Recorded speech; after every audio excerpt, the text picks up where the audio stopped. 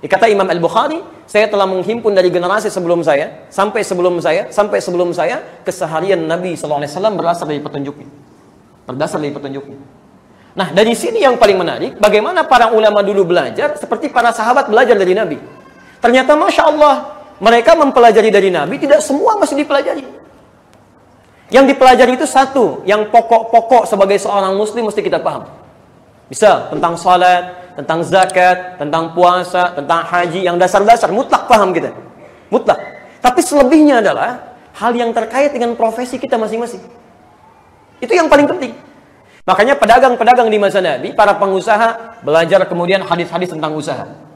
Dihimpun oleh para ulama setelahnya. Imam Al-Bukhari bikin bab kitabut tijarah, bab tentang bisnis, tuntunan bisnis dari Nabi SAW. Nah, yang paling penting bagi Anda, ini yang paling penting. Manhaj yang dulu diterapkan, setiap pebisnis misalnya kumpul, pelajari bagaimana tuntunan bisnis Nabi SAW.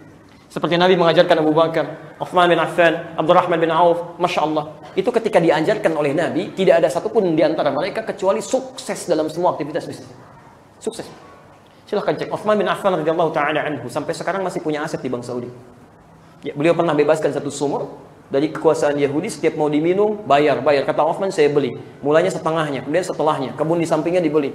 Diwakafkan untuk kepentingan umat Islam. Sampai sekarang lokasinya masih ada, mau dibuat jadi area kemudian perniagaan, ya, tempat tinggal. Saya terakhir kemarin ke sana sempat melihat juga.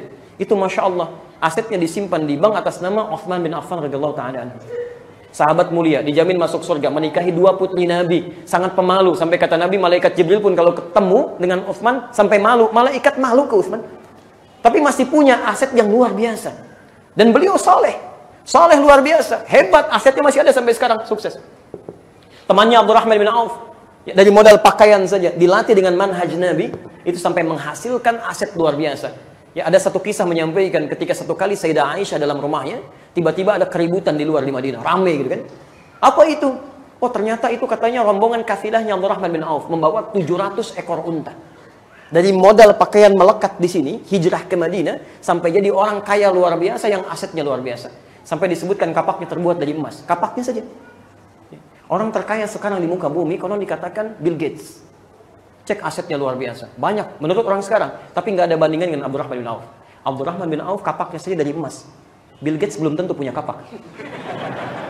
Antum silahkan tanyakan kalau nggak percaya. Ya. Tapi yang mau saya sampaikan gini, ya, mau saya sampaikan, ketika dikeluarkan tuntunan itu, mereka berhasil dalam dunianya, tapi soleh akhiratnya.